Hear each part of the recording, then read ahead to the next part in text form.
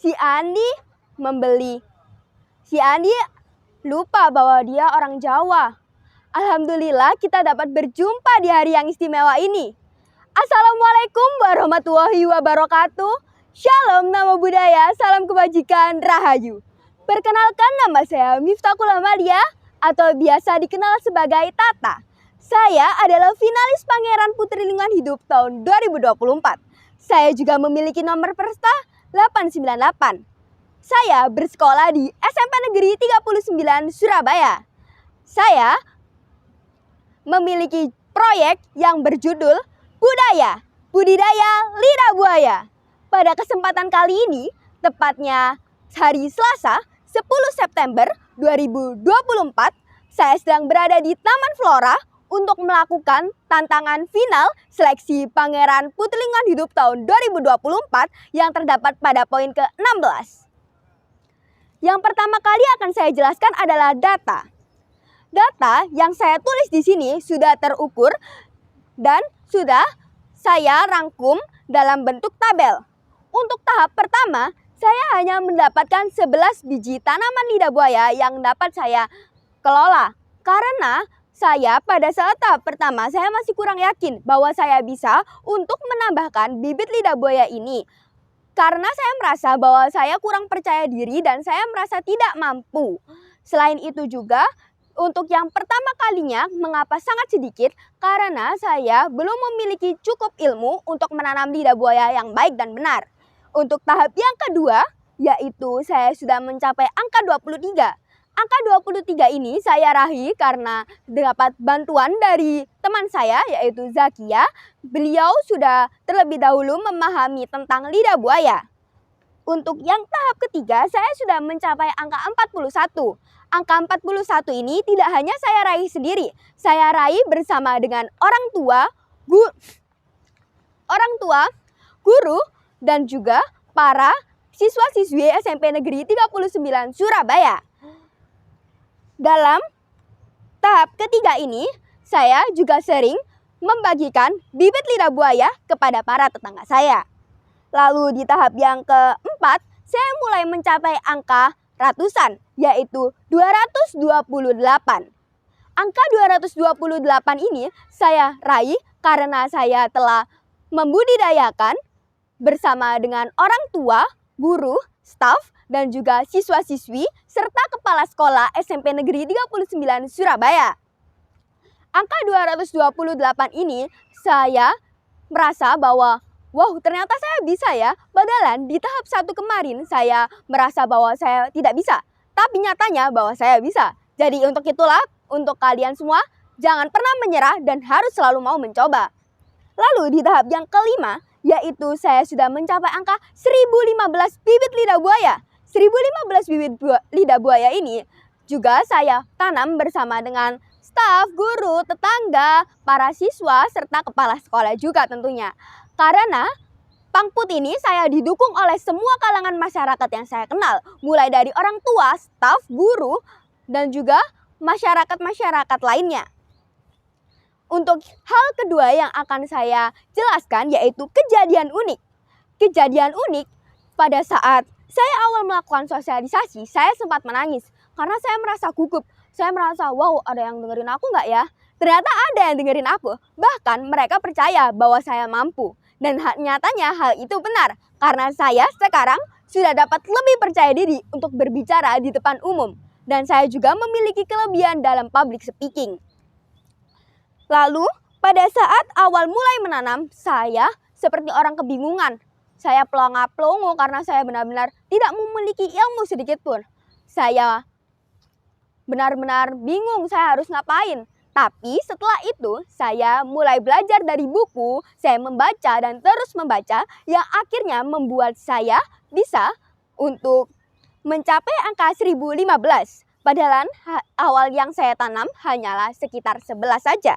Lalu yang ketiga, saya juga merasa terharu pada saat saya sudah mencapai angka 1015 bibit lidah buaya. Saya awalnya merasa bahwa saya tidak mampu pasti. Tidak mungkinlah saya bisa mencapai angka 1015 ini. pasti angka 1000 aja susah untuk saya tembus. Tapi nyatanya saya bisa. Karena itu semua berkat dukungan para masyarakat yang selalu mensupport saya. Sebelum kita lanjut ke beberapa penjelasan yang akan saya jelaskan pada kesempatan hari ini, saya akan melakukan pantun terlebih dahulu nih. Tadi kan sudah si Ardi. Sekarang saya akan melakukan pantun dalam bahasa Jawa. Gelar kloso lenggo wong papat. Dino Sloso kudu semangat. Jadi ing dino Sloso iki awak dhewe kudu semangat 45, bro. Lan awak dhewe ya ora oleh sedih-sedih. Nah, ayo semangat maneng ngrungokno ceritaku sebagai Pangeran Putri Lungah Hidup tahun 2024. Untuk yang ketiga, saya akan menjelaskan hal-hal unik. Hal unik yang pertama adalah saya pernah lupa untuk menanam bibit lidah buaya yang akhirnya malah saya simpan di dalam kamar, yang kamar saya notabene selalu dalam keadaan dingin dan tidak pernah dalam keadaan panas. Hal itu menyebabkan bibit lidah buaya saya menjadi putih. Saya baru sadar pada saat awal bulan lalu, padahal saya sudah menyimpannya sekitar bulan Juni kemarin.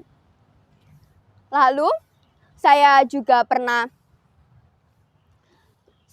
pernah merasa sedih karena saya membuang bibit atau anakan dari induk lidah buaya karena saya kira dahulu itu adalah hama. Tapi pada saat saya sekarang sudah mengetahui bahwa itu adalah anakan bukan hama, saya sangat merasa sedih. Pencapaian saya dapat menanam lebih dari 1000 bibit, ya, atau tepatnya sekarang sudah berada di 1015 bibit. Dan saya harap juga saya dapat menambah bibit-bibit lidah buaya yang akan terus menambah hingga menjadi lebih banyak lagi. Lalu yang kedua, saya telah menjual dan membagikan sekitar 350 bibit lidah buaya. Untuk penjualannya, saya lebih sering melakukan penjualan di sekitar rumah saya, yaitu di kampung Tenggilis Mulia. Untuk membagikan, saya lebih sering di kampung-kampung yang bukan kampung rumah saya, seperti di daerah Panjang Jiwo, karena jalan Panjang Jiwo adalah jalan yang dekat dengan kampung yang dekat dengan sekolah saya. Dan saya telah lebih dari 50 kali bersosialisasi di hadapan publik. Dan hal itu pula yang membuat saya menjadi lebih semangat lagi dalam melatih public speaking saya di depan banyak orang. Lalu, yang selanjutnya atau yang keempat, saya telah dapat membuat 2 produk, yaitu sabun dan juga minuman. Sabun ini saya beri nama Sulayati, sabun lidah buaya melati. Dan untuk minumannya, saya beri nama minuman tenda, minuman telang dan lidah buaya. Harapan saya berharap dapat menanam lebih dari 1015 bibit lagi dan dapat mempunyai kampung adopsi. Saya belum mempunyai kampung adopsi dikarenakan saya masih belum memiliki waktu untuk mencari kampung adopsi dan saya juga masih belum menemukan kampung adopsi yang pas untuk diri saya. Dan juga harapan saya dapat menambah produk. Saya harus menambahkan produk karena saya berpikir, masa dari tahap 1 sampai tahap 5 cuma 2 produk aja sih yang saya punya. Maka dari itu saya akan berusaha menginovasikan lidah buaya ini untuk menjadikan mie. Jadi saya berserta guru pembimbing saya yaitu Bu Dewi sedang melakukan uji coba untuk melakukan lidah buaya ini menjadi sebuah mie. Dan yang keempat, dapat menjadi juara. Mengapa saya harus menjadi sang juara?